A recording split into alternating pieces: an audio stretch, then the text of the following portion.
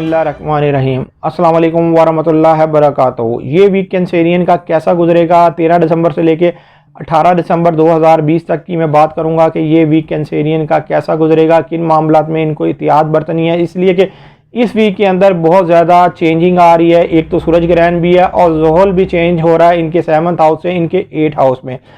इस वीडियो के अंदर मैं ज़्यादातर आपको एहतियात और सदका बताऊंगा कि इस वीक के अंदर आपने क्या एहतियात करनी है और क्या सदका देना है।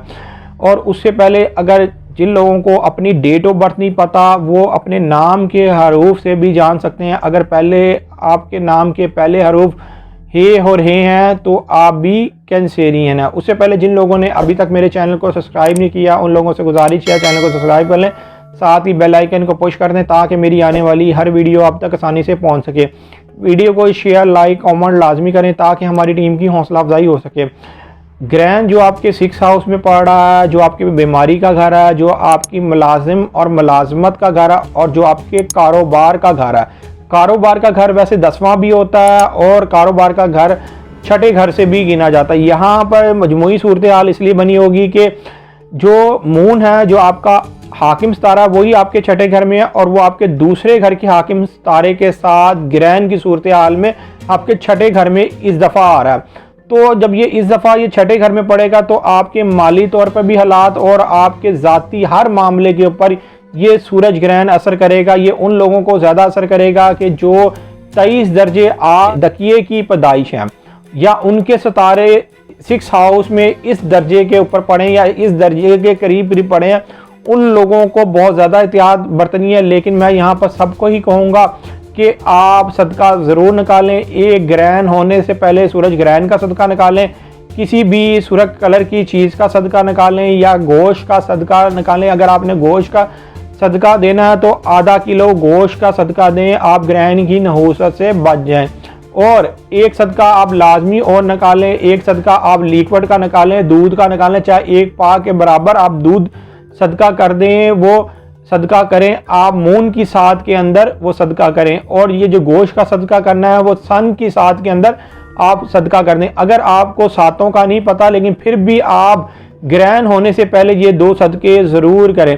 एक और बात का ख़ास ख्याल रखें, ग्रहण तो 14 दिसंबर 2020 को होना है लेकिन अगली जो सूरत हाल है वो ये है कि 17 दिसंबर 2020 को आपके 7th हाउस में ज़ोहल चेंज हो रहा है, वो आपके 8th हाउस में आएगा।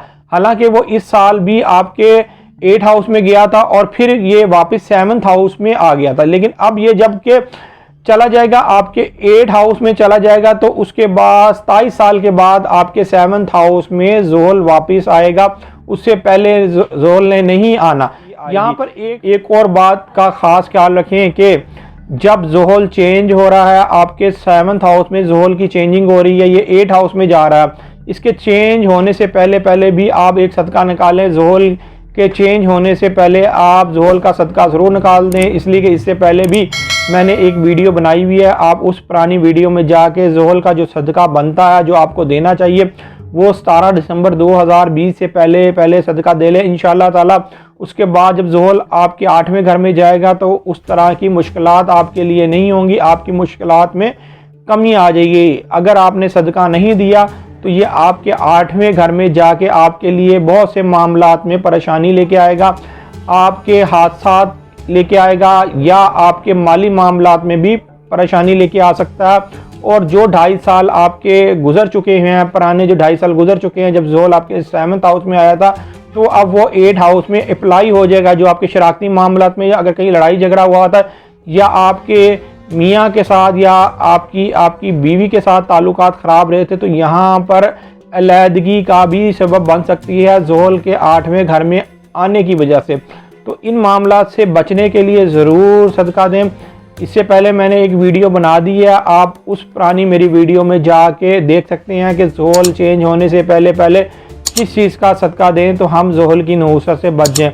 उम्मीद करता हूँ मेरी ये वीडियो आप लोगों को बहुत पसंद आई होगी। मेरी इस वीडियो को शेयर लाइक कमेंट और मेरे चैनल को सब्सक्राइब करना ना भूलिएगा। अल्लाह हाफिज़।